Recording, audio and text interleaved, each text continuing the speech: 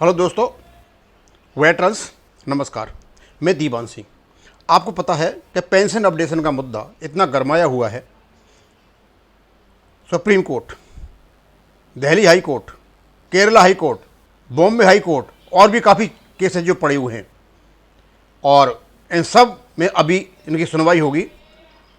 लेकिन मैंने वीडियो बनाते बनाते इतना मैं सफल हो गया ये बताने के लिए कि आपका जो पेंशन रेगुलेशन 995 है उसी से आपका पेंशन अपडेशन होगा।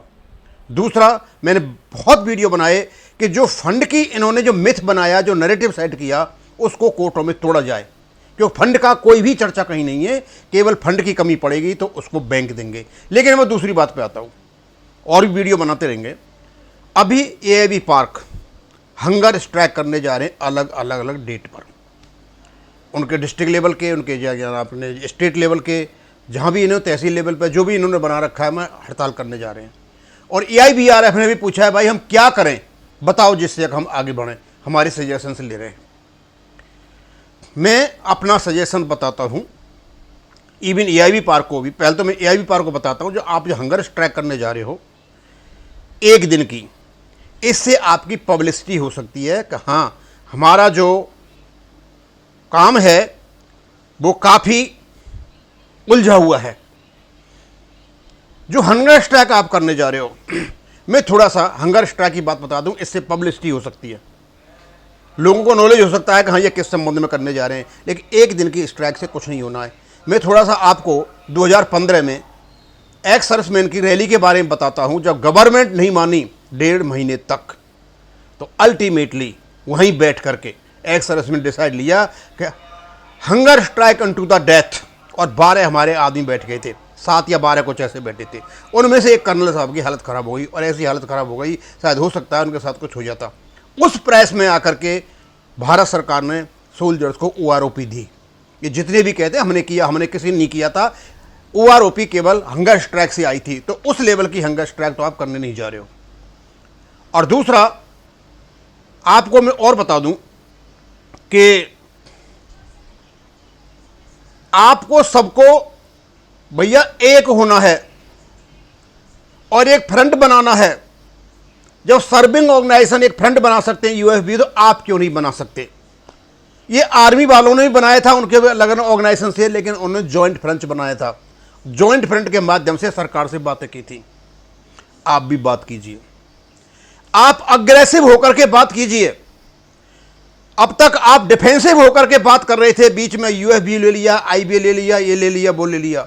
अग्रेसिव का मेरा मतलब ये नहीं है किसी का सिर फोड़ो, आक्रामकता का मतलब ये नहीं है मेरा मतलब ये नहीं तुम किसी को गाली दो। जिस प्रकार हमारे जो एक्स सर्विसमैन हैं, इन्होंने जंतर मंतर पर आके इस प्रकार का अभद्र व्यवहार किया कि आज इनको कोई पूछता भी नहीं है।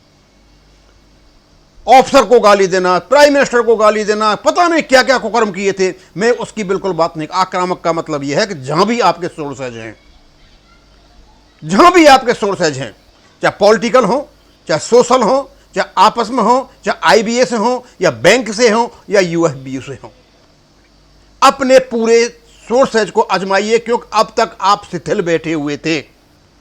और यूएफबी से कहिए कि आपका जो संगठन बना हुआ है वो हमारे वेलफेयर के लिए है। ये ट्रेड यूनियन एक्ट 1926 के अंतर्गत जो आप पर पैसा जाता है उस पर हमारा अधिकार है। सेक्शन 15 को पढ़िए, चैप्टर 3 में राइट्स एंड लायबिलिटीज, जो ट्रेड यूनियन रजिस्टर्ड उनकी आपको पता चल जाएगा। और इवन कोई भी व्यक्ति वेलफेयर के लिए, चाहे पेंशनर्स के लिए, चाहे किसी के लिए कोर्ट जाता है, तो उसका खर्चा कौन उठाएगा? उसका खर्चा उठाएंगे ये रजिस्टर्ड यूनियन, जो पैसा लेती हैं हम लोगों से, चाहे ये सर्विंग से लेती हैं और चाहे रिटायर्ड से लेती हैं। मैं इसी के लिए लाया था। और यदि ये नहीं है, पहले ये बता दूं कि कहां लिखा हुआ है। आप देखोगे यहां पे ये सेक्शन सी है, 15C, ट्रेड यूनियन एक्ट 1926 का। वो क्या कहता है? Prosecution defence of any legal proceeding to which the trade union or any other member is a party। Prosecution और डिफेंस, या तो आप कोई केस कोर्ट में लड़ रहे हो, या पिटिशनर हो, या रेस्पोंडेंट हो, आप चाहे ट्रेड यूनियन है चाहे कोई मेंबर है, उसका एक पार्टी है, उससे संबंधित कोई है, when such prosecution defense is undertaken for the purpose of securing protecting any right of the trade union or any right arising out of the relations of any member with this employer with the person whom, और इन लोगों का कोई भी welfare secure करने की बात होती है, चाहे ट्रेड यूनियन हो और चाहे या अपने कोई इंडिविजुअल हो, उनका कोर्ट में कोई भी प्रोसीडिंग्स होती है, चाहे प्रोसिक्यूशन हो या डिफेंस हो, उसका पैसा ये ट्रेड यूनियन देंगे। मैं आपको बताना चाहता हूं, आप इनसे कहें भैया जितने भी कोर्ट में केस चले हुए हैं पेंशन अपडेशन संबंधी, सबका बिल बनाओ और इनको दे दो, यूएफबीयू को पेमेंट कीजिए, आप लोग पेमेंट कीजिए। हम यहां पे जो आए हुए हम भी पैसा दे करके आए, हमारे फंड से भी वहां पे तुम्हारा फंड बना हुआ है, और उनका पीछे का 10 साल का यदि नहीं मानते हैं तो रिकॉर्ड लीजिए कि तुम लोगों ने कहां कहां पैसा खर्च किया है।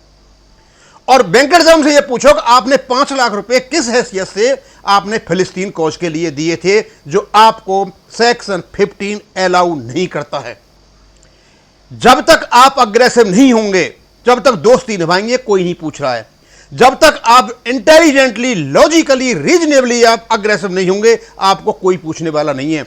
आप जो भारतीय मजदूर किसान संघ है, उनके जो आर्य, उनसे बात कीजिए, उनमें आपकी बात भी की दी जा करके कि अच्छा वेल सेटल्ड एक रेगुलेशन है, आप पेंशन अपडेशन क्यों नहीं कर रहे हो। और जो भी आपको दिखाई देता है, लेकिन बहुत जरूरी है इसके लिए कि आप आपस में साथ बैठें। हम अकेले हैं, आपको बता सकते हैं, भाई बैठना न बैठना आपका काम है। आप खूब स्ट्राइक करो, एक दिन की स्ट्राइक पे इन पर कुछ असर नहीं होना है। हाँ, सिंपली ये बात हो जाएगी, हमने स्ट्राइक की थी, एक पब्लिसिटी हो जाएगी, और उस पब्लिसिटी से हो सकता है कि भूख हड़ताल में कुछ ऐसी बातें भी हो जाएं कि मीडिया का जमाना है, लोग कहेंगे साहब तो घर से खा के आए थे और यहां पर बैठे हुए हैं। सर, जब तक आप सभी रिटायर्ड ऑर्गेनाइजेशंस एक नहीं होंगे, बैठ करके कोई स्ट्रेटेजी नहीं बनाएंगे और ये वर्किंग यूनियंस को दबाव में नहीं लेंगे, इनके फंड्स की जांच कराइए, इनका पैसा कहां कहां जाता है और कैसे कैसे गया हुआ है। और जितने भी केस लगे हुए हैं कोर्टों में अब तक, जितने भी लड़े हुए हैं, मैं तो सबसे कहूंगा बिल बनाओ और ठोक दो भैया, पैसा दो। हम लड़ाई लड़ रहे हैं किसके लिए? Welfare of the bank pensioners. जो इस समय जो काम कर रहे हैं वो भी उसमें आ जाएंगे कुछ दिन के बाद, हर महीने आते हैं, और जो ऑलरेडी जा चुके हैं कंट्रीब्यूशन देके वो भी आ जाएंगे। क्योंकि सेक्शन 15C के अनुसार चाहे ट्रेड यूनियन हो या ट्रेड यूनियन कोई मेंबर हो, यदि वेलफेयर संबंध काम करता है बैंक कर्मियों के लिए, वेलफेयर के लिए, बैंक पेंशनर्स के लिए, तो उसका अधिकार उस फंड पे हो जाता है। इनके अधिकार नहीं है इनका कि आराम से ये आलीशान क्या नाम है होटलों में रहें और ये आराम से क्या नाम है हवाई जहाज़ों में ठहरें और हमारे पॉइंटों तक भी नहीं उठाएं। और इवन ये जो डीएन यूटिलाइजेशन का जो मैटर है, इसको भी साथ मिलें पेंशन अपडेशन के, क्योंकि इसको नहीं छोड़ें, सारा का सारा साथ ले। तो मैं तो यही कहूँगा आपसे कि जो आप कर रहे हो ठीक कर रहे हो, क्योंकि आप यही कर सकते हो। और भाई हम तो आपको केवल और केवल थोड़ी जो जानकारी है वो दे सकते हैं। और रही पैसे की बात, we are always ready to contribute to this cause, particular cause. लेकिन इनके पास जो करोड़ों रुपए पड़े हुए हैं, आप पहले इनसे ITR के अंतर्गत रिक्वेस्ट में सारी चीज़ों को मांगे इनसे, और मांगने के बाद पूछें भैया बताओ तुम्हारा पैसा कहाँ खर्च हुआ है। और सारी की सारी चीज़ें जब आप पढ़ोगे सेक्शन 15 ट्रेड यूनियन एक्ट 1936 में, इनको पूछो कि तुमने कितनी पॉलिसी ली है उनके वेलफेयर के लिए, कितना काम किया तुमने, कितने फ्यूनरल जो प्रोसेसर्स वगैरह हुए उनके लिए पैसा दिया है। ये सारे के सारे काम ट्रेड यूनियन ने दे रखा है, लेकिन ये काम करते हैं केवल और केवल अपने चहेतों के लिए। ये चलते हैं कि बड़े बड़े एरोप्लेन्स में, ये बड़े बड़े होटलों में ठहरते हैं, और सारा का सारा काम ये जो कुछ भी कर रहे हैं केवल और केवल बैंक पेंशनर्स की नुकसान के लिए कर रहे हैं। और ये नैरेटिव बनाते हैं। अब तक नैरेटिव बनाया था 35/1 में कोई पेंशन अपडेशन नहीं है, 35/1 में अपडेशन है। फिर इन्होंने फंड की कहानी बनाई, फंड की कोई कहानी नहीं है, फंड की कहानी हमने ही बनाई थी और हम ही उसके उल्टे आ गए। फंड की कहानी को बिल्कुल नकार दी जाए कि फंड है या नहीं, वो हमारा काम नहीं है। और दूसरा, ये कैसे कह देते हैं कि हम एक एक्चुअरी बिठाएंगे।